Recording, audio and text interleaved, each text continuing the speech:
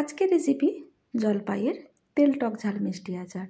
তো চলুন, আগে থেকে আমি এই যে জলপাইগুলোকে ধুয়ে বেশ উপরে মোটাগুলো ছাড়িয়ে নিয়েছি আর ছুরির সাহায্যে চারিদিকে এইভাবে একটু একটু কেটে নিয়েছি। এতে কি হবে, সেদ্ধটাও খুব ভালোভাবে হবে আর মিষ্টিটাও ভালোভাবে ঢুকে যাবে। এবার আমি এতে দিয়ে দিলাম হলুদ আর নুন, দিয়ে আমি 2 থেকে 3 ঘন্টা একটু রোদ লাগিয়ে নেব। তো 2-3 ঘন্টা পর এই যে তুলে নিয়েছি, কালারগুলো এরকম এসে গেছে। আর এদিকে একটা মশলা নিয়ে নিয়েছি, মশলাগুলো ভেজে নেব। নিয়েছি মৌরি, ধনে, জিরে, 5 ফোড়ন, শুকনো লঙ্কা আর একটু দারুচিনি। এবার আমি গ্যাসের উপর কড়াই বসিয়ে দিয়েছি, দিয়ে দিলাম 1 গ্লাস জল আর দিয়ে দেবো পরিমাণ মতন গুড়। তো এটা আমি গুড় দিয়ে করব, কারণ আমি গুড় দিলাম। এবার আমি দিয়ে দিলাম জলপাইগুলো।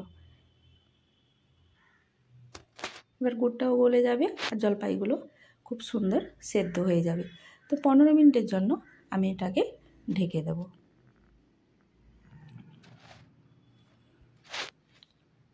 এবার আমি 15 মিনিট পর আবার একটু ঢাকা খুলে দেখে নেব।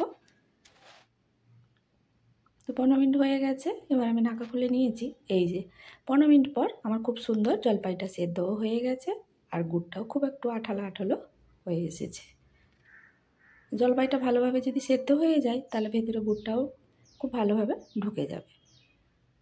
এবার এটাকে আমি একটু পাত্রে ঢেলে নেব। আর এখানে এই যে মশলাটা ভেজে রেখেছিলাম, মশলাটাকেও গুঁড়ো করে নিয়েছি। এবার আবার কড়াই বসিয়ে দিয়েছি। এবার দিয়ে দিলাম 1 বড় কাপের 1 কাপ সরষের তেল। যেহেতু এটা আমি তেল আচার করব, ওই কারণে তেলের পরিমাণটা একটু বেশি দিয়েছি। দিয়ে দিলাম 1/2 চামচ কালো জিরে আর ওই যে সেদ্ধ করে রেখেছিলাম জলপাইগুলো ঢেলে দিলাম। এবার আমি 5 মিনিট ভালোভাবে ফুটিয়ে নেব।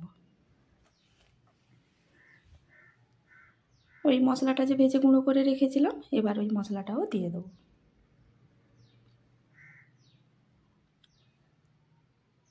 এই আচারটা খেতে টক টক ঝাল ঝাল মিষ্টি মিষ্টি হবে। আর ওই যে তেলটা থাকে, শুকনো মুড়ির সঙ্গে খেতে কিন্তু খুবই ভালো লাগে। ওই কারণে আমি একটু তেল বেশি দিয়েছি। আর আচারটাও অনেক দিন থেকে যাবে, এটা 1 বছর পর্যন্ত রাখা যাবে। তো মশলা দেওয়া হয়ে গেছে, আমি আরও 5 থেকে 7 মিনিট মিডিয়াম আঁচে এটাকে ভালোভাবে ফুটিয়ে নেব আর একটু ঘন করে নেব। তো মোটামুটি এই যে আমার এটা বেশ ভালোভাবে ফুটে এসছে। এবার আর একটু নাড়াচাড়া করেই আমি এটা নামিয়ে নিব। দেখুন খুব সুন্দর হয়েছে। তো এইভাবে আমার তৈরি হয়ে গেল জলপাইয়ের তেল টক ঝাল মিষ্টি আচার। ভালো থাকবেন, সুস্থ থাকবেন, সবাইকে ভালো রাখবেন। দেখা হবে পরের কোনো ভিডিওতে।